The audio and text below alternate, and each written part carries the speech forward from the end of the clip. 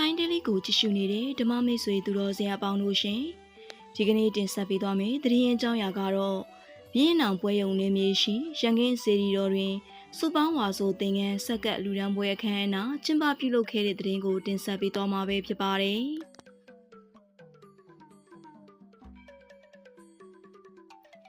ရန်ကုန်တိုင်းဒေသကြီးမရန်ကုန်မြို့နယ်အမှတ်၁ရပ်ကွက်ဘရင်နောင်ပွဲရုံနေမြေရှိရန်ကင်းစေတီတော်ကောပကအဖွဲ့မှကြီးမှုပြီး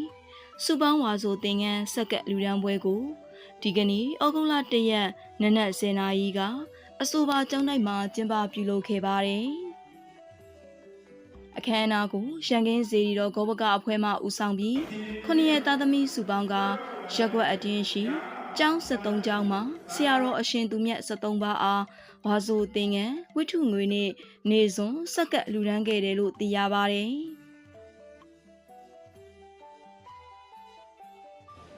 ကျွန်တော်တို့နှစ်စဉ်ကျင်းပတာ10နှစ်ကျော်ရှိပါပြီ။ဒါပေမဲ့ဘင်းတော်ဒီရန်ကင်းစေတီတော်ကြီးဖြစ်မြောက်လာတဲ့အချိန်လေးကကျွန်တော်တို့ဒီဝါဆိုသင်္ကန်းကတ်တာကိုတော့ကျွန်တော်တို့အစဉ်လာမပြည့်ကျင်းပပါတယ်။ကျွန်တော်တို့ဒီဘင်းတော်ပွဲရုံနေနေရ1990ခုနှစ်မှာစတင်ဖွင့်လှစ်ခြင်းဖြစ်ပါတယ်။ဒီ90ခုနှစ်ဖွင့်လှစ်ခါတော့ရန်ကင်းစေတီကြီးကဒီလောက်ကြီးညိုတပ်ပယ်ပေါ်မဖြစ်သေးပါဘူး။နောက်ပိုင်းမှာသာကျွန်တော်တို့ရဲ့စူးစမ်းအားထုတ်မှုဒီရရှိတဲ့မှုဆောင်လူကြီးတွေရဲ့စူးစမ်းအားထုတ်မှုနဲ့ရန်ကင်းစီတီတော်ကြီးကမြင်ရတဲ့အတိုင်းကြီးညိုတပ်ပယ်ပဲဖြစ်ခဲ့တာပါ2010ခုနှစ်မှာစတင်ပြီးတော့ကြီးညိုပဲဖြစ်အောင်ကျွန်တော်တို့ပြုပြင်တိဆောက်မုံမှန်တိဆောက်ခဲ့ခြင်းဖြစ်ပါတယ်ဒါမှမဟုတ်လည်းဒီမှာကဆုံညောင်ရီသွန်းပွဲတွေဝါဆိုလာပြီးနေပေါ့လေဝါဆိုသင်္ကန်းကတ်တာတွေနောက်အခါရှိရဲ့ကြီးတွေမှာကထိန်ဆိုတဲ့ကထိန်သင်္ကန်းကတ်လူတာတွေကျွန်တော်တို့စင်လာမတက်ကျင်းပတဲ့ရှိပါတယ်ခင်ဗျ။အဲ့ပါဖြင့်ဒီလိုနှစ်စဉ်ကျင်းပမြဲခန္ဓာတွေဖြစ်မြောက်အောင်ကျွန်တော်တို့ရောပကအဖွဲ့လူကြီးတွေရောနောက်တစ်ခါဘင်းတော်ထဲမှာရှိတဲ့တာယာစီကအဖွဲ့ရောရမ်းမီရဖအဖွဲ့ရောဒါတွေကပူးပေါင်းပြီးတော့စီမံဆောင်ရွက်ရခြင်းဖြစ်ပါတယ်ခင်ဗျ။ဟုတ်ခင်ဗျ။သက်ပကပြည်စုံအောင်ကြိုးစားဆောင်ရွက်ခဲ့ရတဲ့အတွက်တာဝန်ရှိတဲ့လူပေါင်းလူရှင်ပေါင်းကိုလည်းဒီကနေပြီးသူကျေးဇူးတင်ရှိကြောင်းပြောကြားလိုပါတယ်။ကျွန်တော်တို့ဒီရန်ကင်းစေတီအမှုဆောင်လူကြီးတွေကျွန်တော်ကိုယ်တိုင်လည်းရမ်းမီရဖတူပါ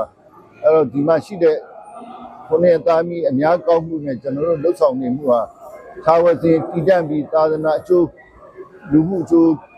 ဖက်ကပြည့်စုံအောင်ကြိုးစားအားထုတ်ရင်းနဲ့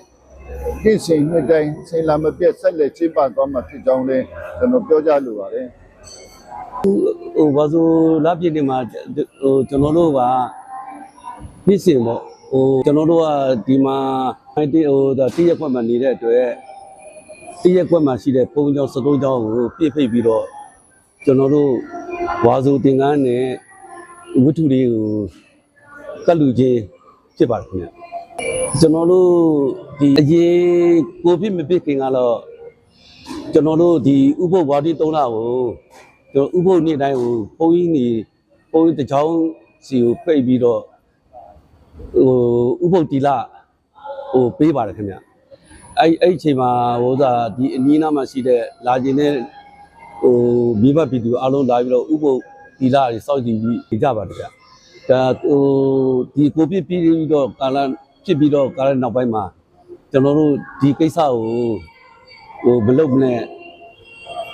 တီးတန့်73ကျောင်းဖိတ်ပြီးတော့ဝါဆိုတင်ကန်းကပ်ပြီးတော့အချင်းချင်းလှုပ်လိုက်တဲ့သဘောပါဗျဝါဆိုတင်ကန်းကတဲ့လှုပ်တဲ့အချိန်မှာကျွန်တော်တို့ဒီဘောဘအဖွဲ့ဝင်တွေကနေပြီးတော့လူတန်းတဲ့ငွေတွေနဲ့နောက်တော့ခုနှစ်ရက်တာသမီတွေလူတန်းတဲ့ငွေကိုအဓိကထားပြီးတော့ဒီဝါဆိုတင်ကန်းကပ်တဲ့ဥစ္စာကိုလုပ်ချင်းဖြစ်ပါတယ်ဗျကျွန်တော်တို့ဒီနှစ်စဉ်နေ့တိုင်းအရင်ထဲကလူကြီးတွေလှုပ်သွားတဲ့ဥစ္စာကို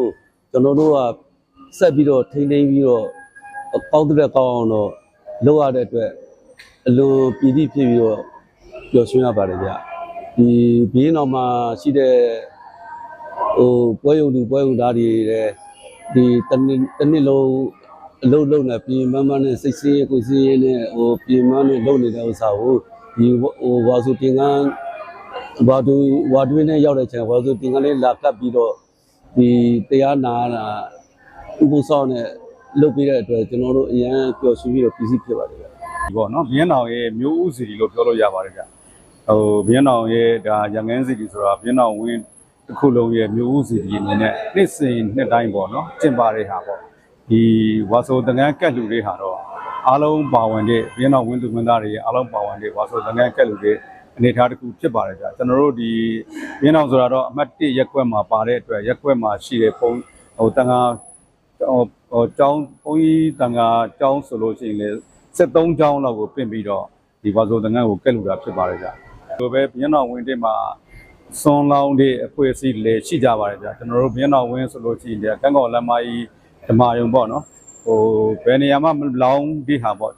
ဘယ်နေရာမှမရှိတဲ့ဟာပုံစံတစ်ခုအနေနဲ့ဝါတွင်းကာလရပ်ပေါင်း90လုံးလုံးကိုစွန့်လောင်းတာလည်းရှိပါတယ်ဗျနောက်ဘင်းအောင်ကာယဝင်းပတ်လန်းမှာဆိုလို့ရှိရင်လည်းကာယဝင်းပတ်လန်းကဓမ္မယုံမှာလည်းတာတာရေးစမတ်အနေနဲ့တန်ခါအပါ950လောက်ကိုဖိတ်ပြီးတော့စွန့်လောင်းတာလည်းရှိပါတယ်ဗျအခုဒီမှာလည်းအခုလိုအားလုံးလာရောက်ပေးတဲ့ဝိုင်းဝန်းပြီးတော့ကုသိုလ်ကောင်းမှုအနေနဲ့ဘာသာသာသနာအကျိုးအတွက်ဝိုင်းပြီးဆောင်ရွက်ပေးတဲ့လူတွေအားလုံးကိုလည်းကျေးဇူးတင်ပါတယ်ကျေးဇူးလေးတင်ပါတယ်ကျွန်တော်တို့ဘင်းအောင်ဝင်းအတွက်လေဒါမျိုးဥစီဒီဘင်းအောင်ဝင်းရဲ့မျိုးဥစီဒီတစ်ခုအနေနဲ့လေဒါအမတမဘာသာတရားအတွက်လေထောက်ကူအမြဲတမ်းပုံမှန်အထောက်ကူပြုနေတဲ့အရာတစ်ခုလေးဖြစ်ပါတယ်ဒီပြောချင်တာတော့ဘင်းအောင်ရဲ့ဒါရန်ငင်းစီဆိုတာမျိုးဥစီဒီဖြစ်ပါတယ်ဝါဆိုသင်ငန်းလူရန်ရခြင်းကြောင့်ယခုဘဝကစ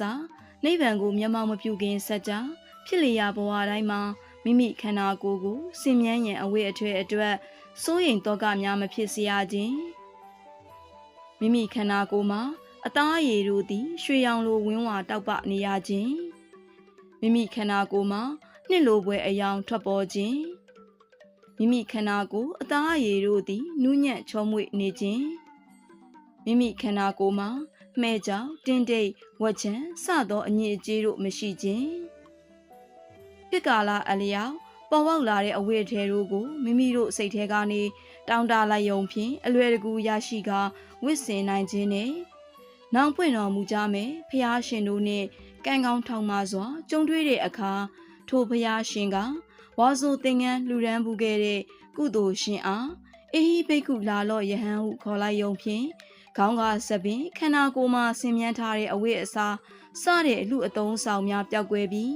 1500ကိလေသာကုန်ခင်းကယဟန်စင်စစ်ဧကံဖြစ်ရခြင်းဟုသောကောင်းကျိုး9မျိုးကိုဝါဆိုသင်္ကန်းအလူရှင်များရရှိနိုင်မှာပင်ဖြစ်ပါတယ်။ဒါကြောင့်ရန်ကင်းစေတီတော်ဂောပကအဖွဲ့နှင့်9ရက်သားသမီးများရဲ့စုပေါင်းဝါဆိုသင်္ကန်းစက္ကက်လူရန်မှုကြောင့်ထိုအကျိုးထူး9မျိုးကိုရရှိနိုင်ပါစေကြောင်း Sky Daily Media အဖွဲ့သားများမှဆုမွန်ကောင်းတောင်းပေးလိုက်ပါရရှင်။